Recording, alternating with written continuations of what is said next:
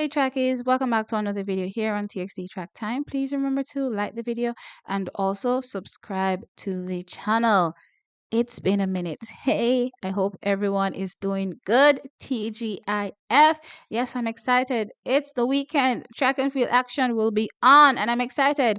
Should I say TGIW since it's actually the weekend or not just, one day like Friday, right? It's all the days on the weekend. We have real hot action from seniors, professional athletes, collegiates. We have the juniors, right? So a lot of things going on, and there's one event that will be going down tomorrow, that is the Camperdown Classic, and I want to just zone in on the men's 400 meters because I think that's going to be mouth-watering. I think that's going to be an amazing race to see, or races to see actually, because there's more than one, and I'm going to get into why are the races that actually pique my interest. No, don't get me wrong, guys, I am going to watch everything and I'm going to be enjoying everything because you never know where that next breakout star is going to come from, right? So I do watch everything and I'm enjoying everything. So I'm open to which next Jamaican is going to be that next big thing, right? But that said, going in, there's still some preconceived notions as it relates to who is the who in the race. So going off that, I want to touch on the C final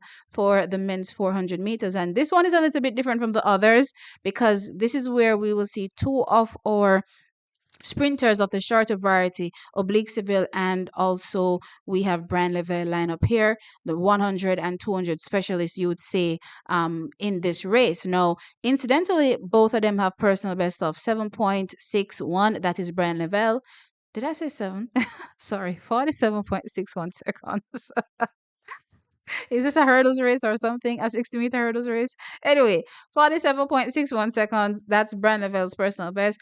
And Oblique Seville, 47.44. So not much difference in terms of the PBs, though it would appear that Oblique Seville is faster. He set this PB last year in 2024, whilst Bryan Levell set his all the way back in 2020, that 47.61. So you could say that he should be potentially much faster, given as well that he's actually coming from, the fours right before he dropped down to the shorter distances in the sprints, the 1-2. So I'm expecting a great race between these two guys, and I'm actually hoping coming out of this we could potentially see new personal best from these athletes. I do recall watching Oblique Seville, I believe back in, I want to say December-ish, and I could see the bulk on him. So clearly there's a lot going on in background work, background training. So I'm excited to see him step to the track and see what this race would look like. I remember how we ran it last year. And also Bryan Levell,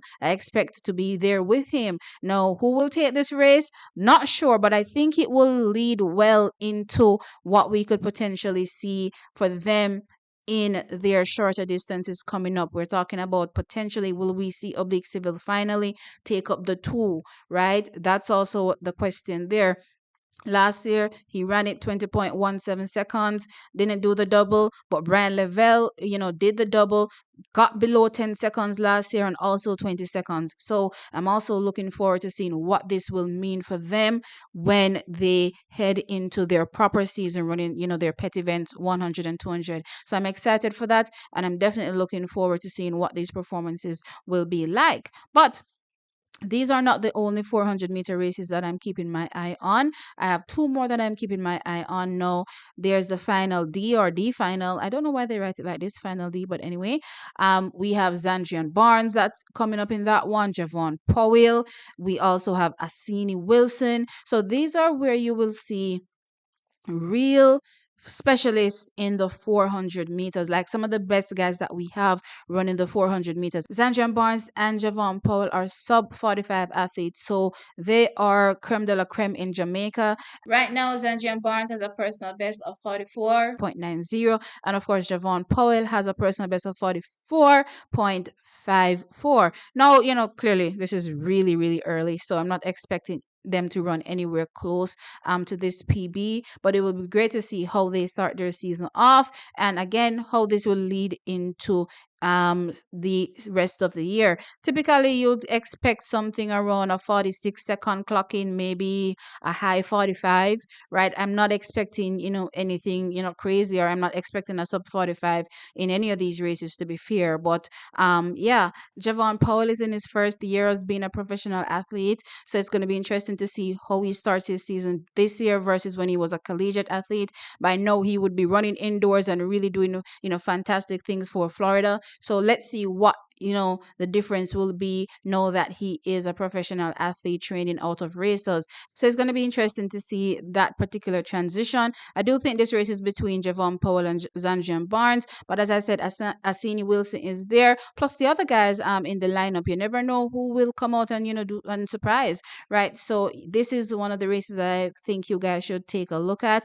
And also the final 400-meter race, that is final E, where the world athletics champion, the gold medalist from 2023, Antonio Watson, steps back to the track. Oh my gosh, I'm so excited for him now. As y'all know, he went down with injury in 2024, ending his season, and that was, it hit Jamaica hard, hit him hard clearly, and of course his loved ones, and clearly hitting the fans hard as well. And we're just happy, at least I am happy, and I'm hoping that you guys are also happy that he's now back and ready, because with it in his absence, the American that was behind him, the silver medalist in 2023, walked away with the goal in 2024. So I need Antonio to come back and remind some people, say, my name, my name.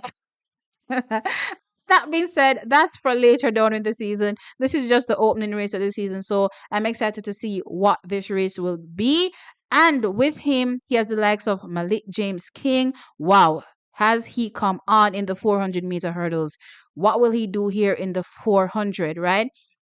So when we look at personal best, clearly Antonio Watson is by far the fastest person here with a 44.13. But he also has another sub 45 athlete with him, Demish Gay. Now we've been sleeping on Demish Gay. Demish Gay is out to prove a point. So let's see what's up with Demish Gay. Let's see what Spring Tech is up to in 2025. I'm excited when I see, these athletes show their hunger, right? So let's see what happens with him in the race. As I said, Malik is there in the race. He's not a sub 45 man. His PB is 45.22, right?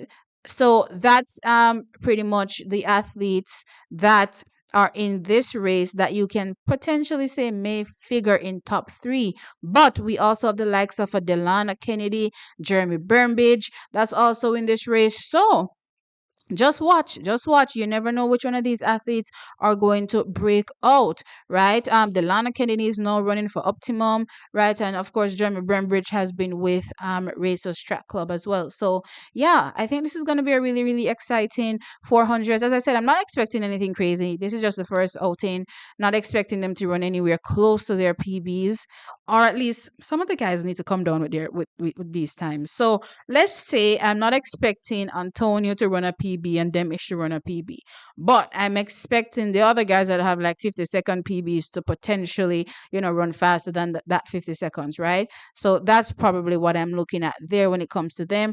But overall, when it comes to Antonio Watson, I'll take out, 46 low, you know what I mean? Even a 46 high kind of thing. And also, right, that's pretty much what I'm gauging in my mind, that kind of performance. But anyway, I'm still excited to see him back on the track. Guys, let me know your thoughts. Of course, like the video and subscribe to the channel. I'll catch you on the next one. Bye.